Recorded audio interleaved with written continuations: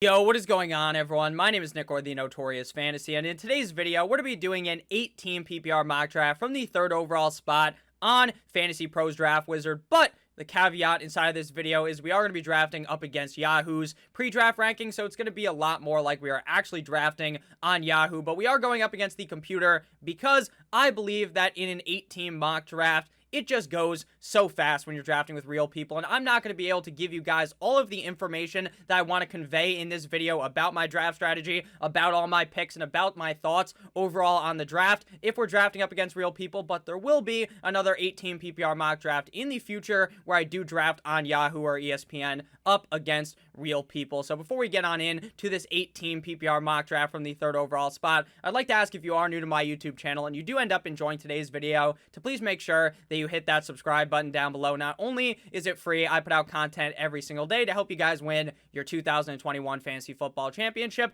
And while you're down there, whether you are new to my YouTube channel or not, please make sure that you hit that like button down below to help boost this video up the algorithm so that more beautiful people like yourself can see today's video. I'd also like to let you guys know that I post articles every single day on Awesemo.com. My rankings are now posted on Awesemo.com. Standard, half PPR, and full PPR are all on there, and a cheat sheet is coming very soon that you can take to your drafts to try to go ahead and win your league with my rankings. So without further ado, let's get on into it. The roster construction of this mock draft are 1 quarterback, 2 running backs, 2 wide receivers, a tight end, 2 flexes, a kicker defense, and 6 bench spots. The reason why I put 2 flexes is I believe if you're in an 8-team league, basically every single team is just juiced to the gills with talent. Basically, every single team is stacked. So if you add an extra flex or maybe an extra wide receiver and an extra flex, it just adds to the amount of depth that your roster needs and makes it a little bit more interesting. So I would advise, if you are in an 8-team league, to suggest to your commissioner, or if you are the commissioner, to suggest to the people in your league that you want to add an extra flex or maybe an extra wide receiver.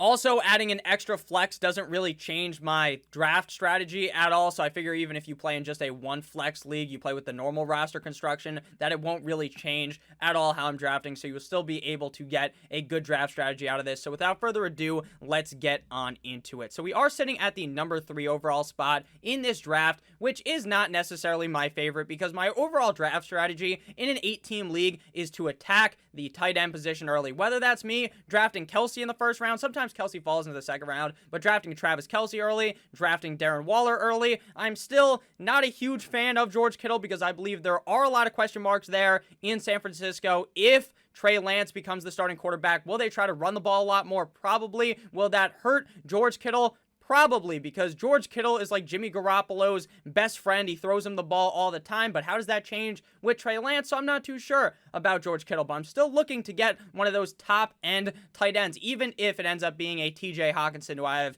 listed as my tight end number 4, because I believe there's a very strong positional advantage with having one of those top-end tight ends, because every team, like I said at the beginning, is going to be basically star-studded. It is going to be, every team is going to be fucking amazing. So the best way to get an advantage in a league where every team is stacked is by having a key player, one of the best players at a position that is not as deep. Having that consistency at the tight end position is damn near key to winning an 8-team league. So I believe getting a guy like Kelsey early is amazing. But at the number 3 overall spot, I'm not going to draft Travis Kelsey here. There's a lot of running backs still available, and running backs are still very important in an 8-team league. So I'm going to go ahead and draft a running back here and hope that one of those big 3 tight ends ends up falling to me before we make our selection inside of the 2nd round. So looking here at the board, Alvin Kamara, Ezekiel Elliott, Derrick Henry, Austin Eckler, Aaron Jones. Basically every single draft has Christian McCaffrey and Dalvin Cook go as the 1-2 punch of the draft. So if you're sitting there at the number 3 overall spot, before the draft even starts, just know that you're likely going to be picking from every other player besides Christian McCaffrey and Dalvin Cook. So here, I want to go ahead and lean Alvin Kamara in a PPR format. I believe Alvin Kamara is the 3rd best option. I think that with Jameis Winston under center, which is what I believe this offense to have at the starting quarterback position, that Alvin Kamara's potential is amazing. If Taysom Hill is the starting quarterback, then I'm running directly to the hills because Taysom Hill is more likely to call his own number over handing the ball off to Alvin Kamara or over just dumping the ball off to Alvin Kamara. Without Michael Thomas, Alvin Kamara's receiving numbers have been unreal in the past. Michael Thomas could potentially miss 6, 7, 8 plus games on the season. And he might also end up getting traded. I highly doubt that, but there is some talk about that. So I think Alvin Kamara is an ultra safe piece in fantasy football, especially in PPR leagues. And he really does have the potential to rush for 1,000 yards as well as get 1,000 receiving yards, which is something that is impossible to find really in the NFL. After we went ahead and drafted Alvin Kamara came Ezekiel Elliott, Derrick Henry, 9-inch Nicholas Chubb, Aaron Jones, and Saquon Barkley. The whole first round is running backs. Now, in a 12-team league, in a 10-team league, that is damn near unlikely and basically impossible. But in an 8-team league, it is possible because a lot of time in those 12, 10-team leagues, the first 6, 7, 8 picks are running backs. So it is possible here. Would I do that sitting there after Aaron Jones? Probably not, because that's at the point when I'd be looking to get a guy like Travis Kelce. But, obviously, I'm not drafting back there. So after Barkley, the second round began with Tyreek Hill, Devante Adams, Stephon Diggs, Travis Kelce, and Jonathan Taylor. So right now, we are probably going to either go running back or wide receiver here and take the risk on Darren Waller and hope he is available inside of the third round. Taking Darren Waller one spot, basically, after Travis Kelce, to me seems like an extreme reach. Now, maybe it isn't at the end of the day, because I believe that Darren Waller can outscore Travis Kelce, and I think he's really the only tight end that you can even make the conversation with potentially outscoring Travis Kelce because of the strict amount, and not the strict, I've said this in multiple videos, but just the vast amount of volume that this guy is going to be seeing in this Las Vegas Raiders offense could elevate him over a guy like Travis Kelce. So I really do like Darren Waller, but here, looking at the board, Austin Eckler still available, Antonio Gibson, Joe Mixon, Naji Harris, Clyde, Edwards-Helaire, DeAndre Swift. Now, normally in a 12-team league, in a 10-team league, I'm looking to really get that 1-2 punch early on in the draft at the running back position, because I did talk about this in a video before, which is titled Early Round Draft Strategy, and I broke down the analytics and the success rate in the early rounds. Early on, drafting a running back or a wide receiver have the similar hit rate. It's 75% in the first 2 rounds, but after that, the wide receiver rate is still pretty similar, but the running backs become more and more likely to bust the further down you fall into the draft, which is kind of obvious, but when you put the numbers to it, you really realize that early on in the draft, hammering down the running back position is key. But when a wide receiver is sitting here that is available, that I really like, that I believe could be a top 3 option, and then if I take Ridley here, who I believe can be a top 3 option because of the volume he gets in Atlanta, and because I believe this team is going to be very pass heavy this season, and then I can get Darren Waller, I have a top 3 running back, a top 3 potential wide receiver, and a top 3 tight end. So, that just makes my team, in my opinion, very nice. As Borat would say, it's a very balanced roster. And then in the 4th round, the 5th round, I can hammer down on some running backs, because in an 8-team league, there's typically much more value there in the 4th and 5th round because there are less picks. So we're going to go ahead here and take Calvin Ridley. Now, I have talked about this a couple of times. It's not that I dislike DeAndre Hopkins. It's that I just feel as though Calvin Ridley has more upside than DeAndre Hopkins. So we're going to go ahead here and take Calvin Ridley and hope and pray to the fantasy gods that Darren Waller ends up falling our way into the next round. So after we went ahead and drafted Calvin Ridley came Naji Harris, Austin Eckler, DeAndre Hopkins, and Justin Jefferson. Naji Harris looked so good last night, or tonight as I'm recording this, but last night as you're watching this, in the playoff game that he played in, he looked very, very good. For some reason, he tried to hurdle someone, which I don't know why this motherfucker is trying to hurdle a guy in training camp, or not training camp, I guess, in preseason. Please do not do that, Naji Harris. I highly doubt you're watching this video, but me and Naji, definitely best friends. He's definitely watching this. So hopefully he learns from that. Hopefully Tomlin ripped him a new asshole, because you don't need to be hurdling people in preseason.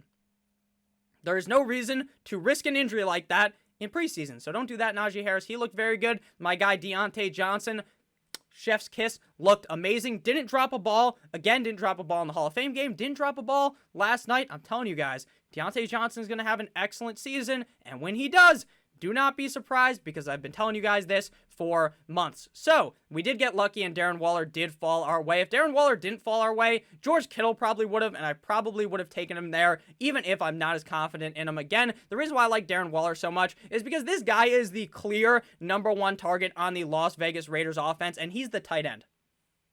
The other wide receivers, They have John Brown, Bryan Edwards, they have Henry Ruggs. Now, while I like John Brown, there's a reason why he's like a 10th plus round pick in fantasy football. It's because he hasn't proved anything in Las Vegas. It's his first year there. Henry Ruggs, late round pick. He hasn't proved anything in Las Vegas. Bryan Edwards had like 100 fucking yards last season. Darren Waller is the clear number one target on this team. Now, he has been absent from camp for a while now. Why is that? I don't know. Nothing has even came out as to why he's missing training camp. Maybe he's holding out for a new contract. Could that be it?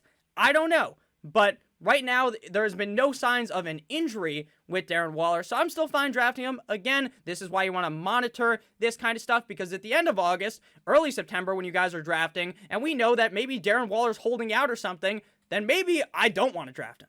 But where we are sitting right now in August 13th, I am very comfortable drafting Darren Waller inside of the 3rd round. So before we get on in to the 4th round, I'd like to ask if you guys have ended up enjoying thus far. We're about 10-ish minutes into this video, to please make sure that you hit that subscribe button down below. Make sure you hit that like button as well. So after we went ahead and drafted Darren Waller, came Antonio Gibson, A.J. Brown, Joe Mixon, Clyde Edwards-Helaire, D.K. Metcalf, Allen Robinson, Terry McLaurin, Keenan Allen, and CeeDee Lamb. A nice 5 run at the wide receiver position. This is something that is so evident in every single draft, regardless of the league size. The first round is just dominated by the running back position. 50 shades of fucking gray style domination in the first round. And then the second round, the doors start to open, but it's not like a full-on leg opening scenario here where the wide receiver's just flying in there. No, it's like the doors just cracked open a little bit. Some wide receivers slip in there. But then in the 3rd round, the floodgates fucking open and 7,000 wide receivers come off the board.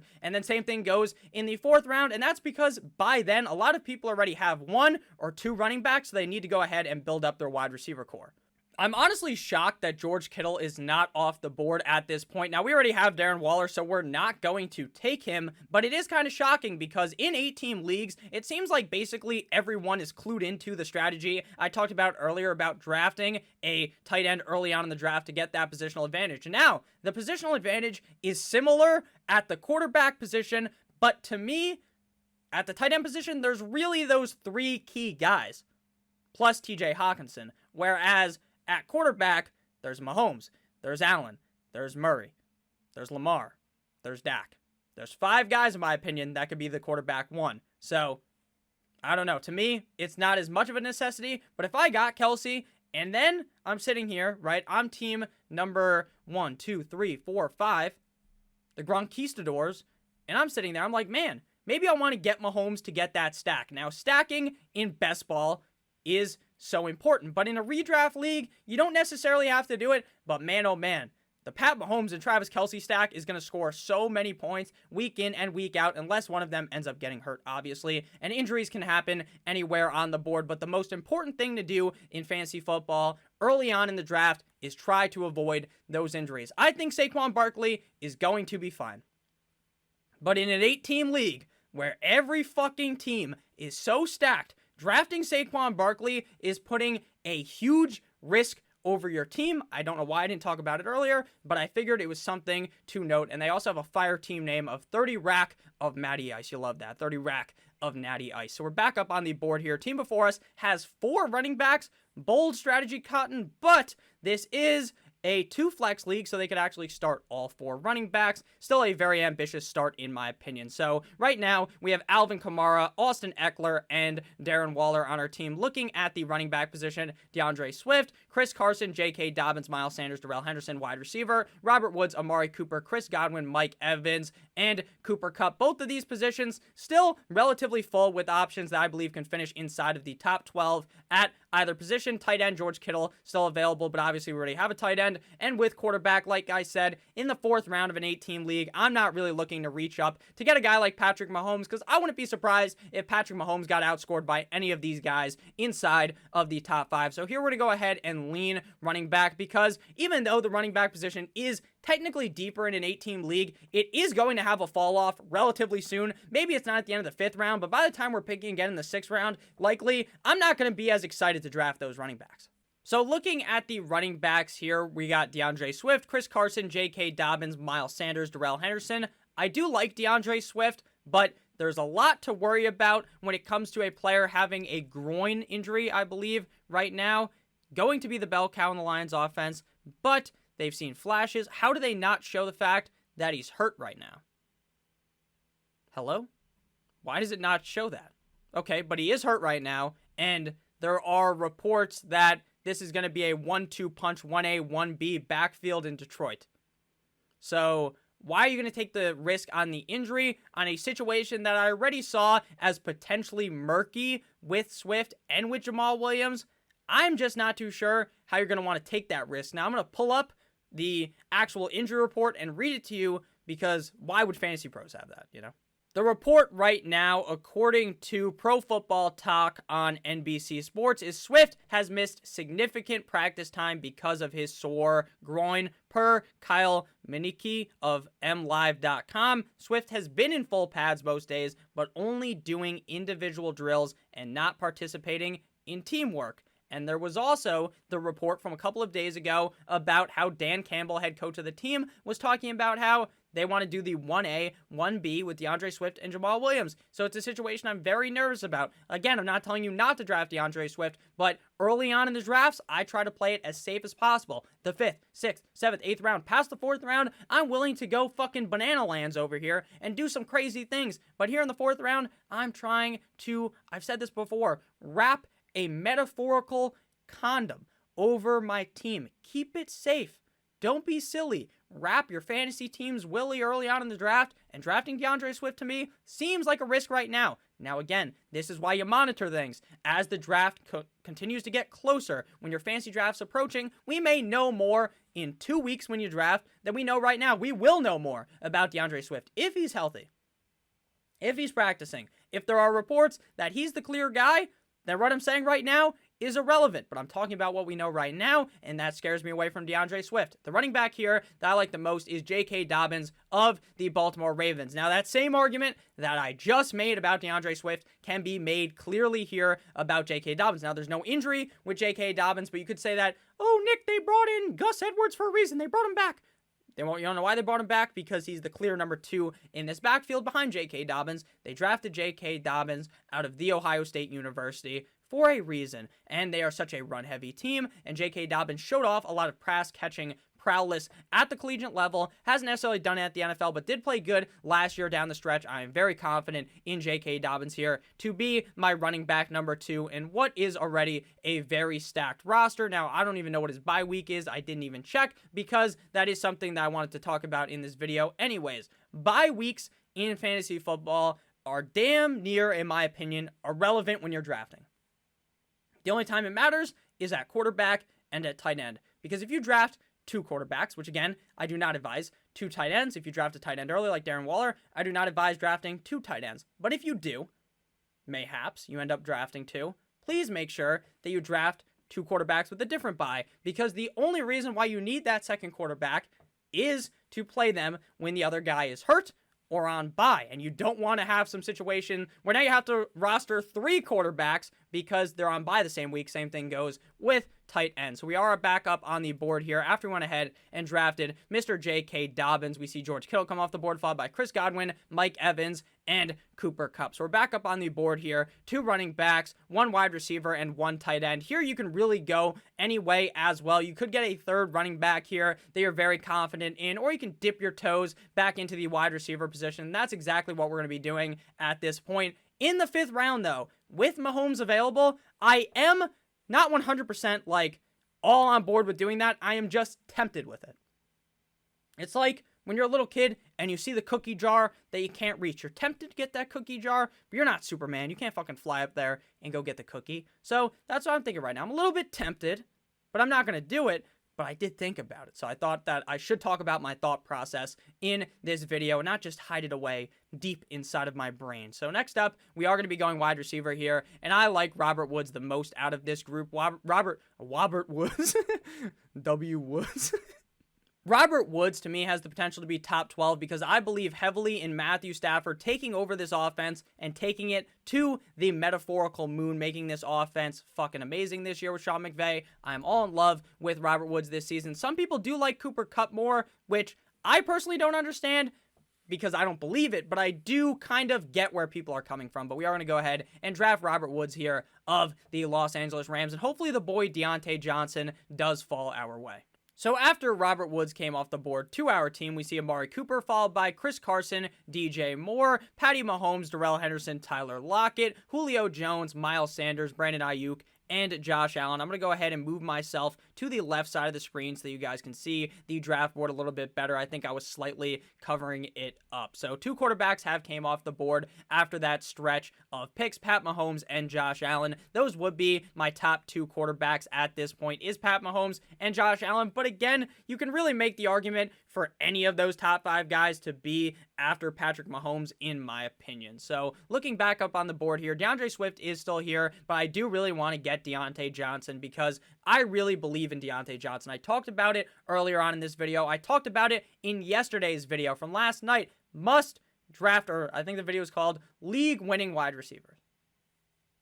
At his ADP, inside the 6th round right now, Deontay Johnson is a must draft, a must slam player. I'm ready to jump through the fucking table and elbow drop my mouse to make this selection. That's how excited I am about it. Deontay Johnson is the clear #1 target in Pittsburgh. Juju Smith-Schuster can fucking suck Deontay Johnson's ass because he is not going to be getting anywhere near the amount of targets as Deontay Johnson. Chase Claypool, touchdown monster, not going to touch Deontay Johnson in targets. It's so evident that this team is calling plays to get the ball to Deontay Johnson, and if that's not what's happening, then Deontay Johnson is clearly just the most open out of any of these wide receivers on the field, because even without Big Ben in the game last night and in the Hall of Fame game, Deontay Johnson was getting those nice juicy targets when they're only on the field for a very limited part of the game as the #1 team, the first team, but I guess it is the first team technically, but not with Big Ben.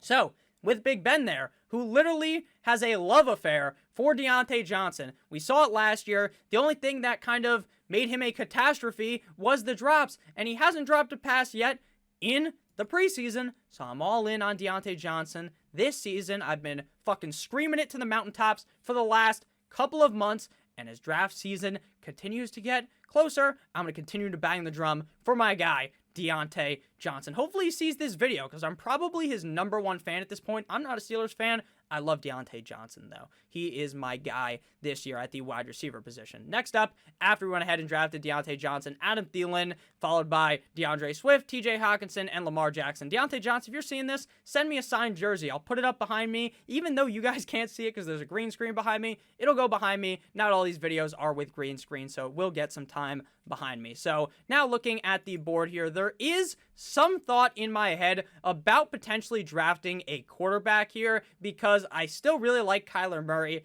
and Dak Prescott.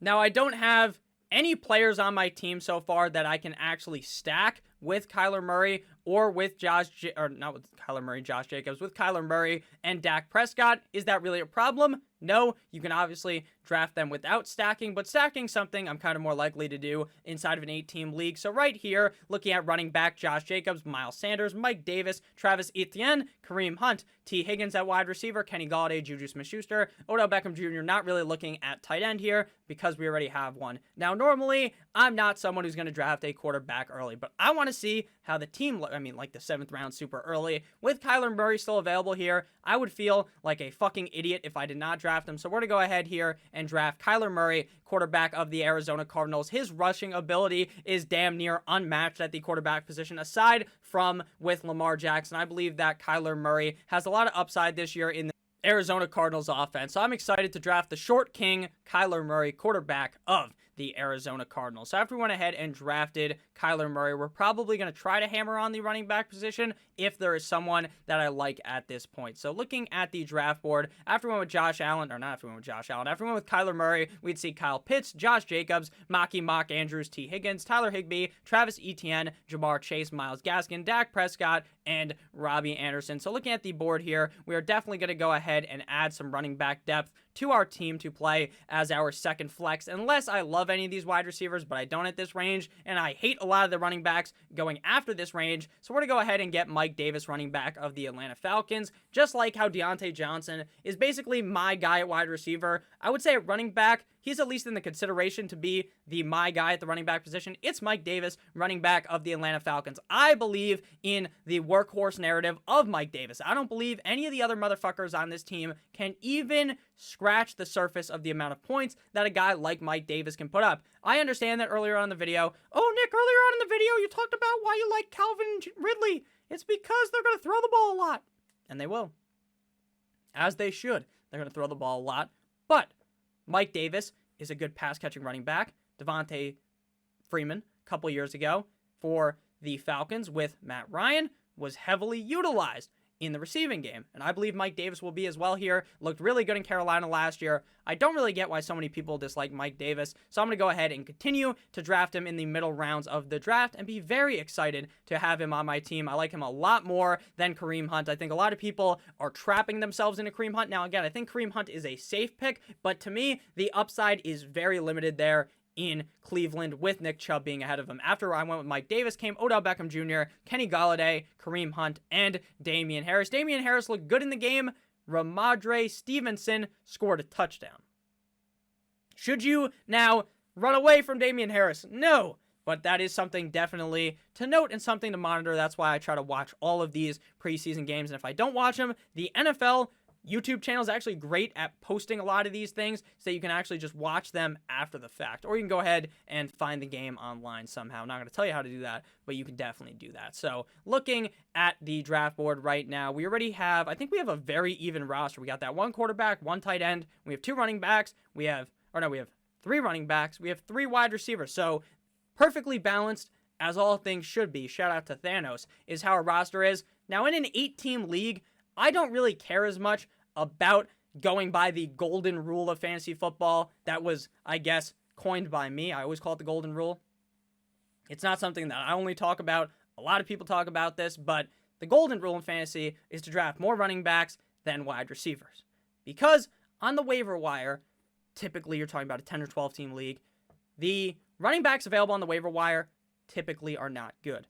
At the wide receiver position, it's typically very easy to find a wide receiver off the waiver wire. Now, in an 8-team league, it is easier to find a running back off the waiver wire that you can start. Does that mean you need to disobey the golden rule? No. But if you pivot off of it, then I don't really care, if I'm being honest with you, in an 8-team league. So looking at the board right now, wide receivers still available. Both of the other Pittsburgh wide receivers, Juju Smith-Schuster, Chase Claypool, and Cortland Sutton, Tyler Boyd, Jerry Jeudy. Not the greatest zone at wide receiver, because I'm not going to draft two of the Pittsburgh guys. If I was sitting here and I didn't have Johnson, I would consider Chase Claypool because I like him second most. I don't want to be drafting Mr. Corvette, Juju Smith-Schuster. So, looking at running back, though, don't love any of these players. So, we are going to go wide receiver here and reach up a little bit and draft Jerry Jeudy, wide receiver of the Denver Broncos. Cortland Sutton does appear, though, to be getting more healthy, which does point very well towards me liking him in fantasy football as well, but I will go ahead and go with Jerry Jeudy. He had a shitty season last year. A lot of bad factors going up against him. Cortland Sutton being hurt screwed him over because now he's going up against the number one corner on that team that they're playing up against, and then Horsecock Drew Lock was playing like shit. So there was kind of a lot of things going negatively against Jerry Jeudy. He also was starting his rookie year in a COVID offseason with much different parameters than you normally have to take as a wide receiver. Normally there's preseason, all this shit as a rookie. He didn't have it. But Nick, Justin Jefferson, CeeDee Lamb, T. Higgins, they were all good without it. I understand, but I still believe that that is a narrative that should be talked about a little bit more. That really isn't. So I do believe pretty heavily in Jerry Jeudy this year. After Jeudy came Chase Claypool, Trey Sermon, Cortland Sutton, Juju Smith-Schuster, Chase Edmonds, Russell Wilson, Tyler Boyd, Javonte Williams, Deebo Samuel, and Brandon Cooks, one of my late round wide receiver plays here. So we are going to go ahead here and look for either a running back or a wide receiver. Looking at running back, Michael Carter, Melvin Gordon, Raheem Mostert, James Robinson, David Johnson, Ronald Jones. After, to me, Michael Carter, and I guess Ronald Jones as well, there is a very distinct drop-off at the running back position. Now, I understand that drafting rookie running backs is extremely risky, but with Jets running back Michael Carter, he's not going to start the year as the number one guy, most likely. But all reports out of camp, all signs out of camp are that he is the most dominant running back in this backfield. So, and I believe it if I'm being honest with you. The other backs there aren't the greatest. Tevin Coleman, sure, he's fine. He'll probably start the year as the guy. But I'm going to lean Michael Carter here, running back of the New York Football Jets. That would be my favorite pick right here. I am all on board the Michael Carter train in 2021, even as a Dolphins fan, and I hate the fucking Jets, if I'm being honest with you, but I do think that Michael Carter is still going to have an excellent season this year.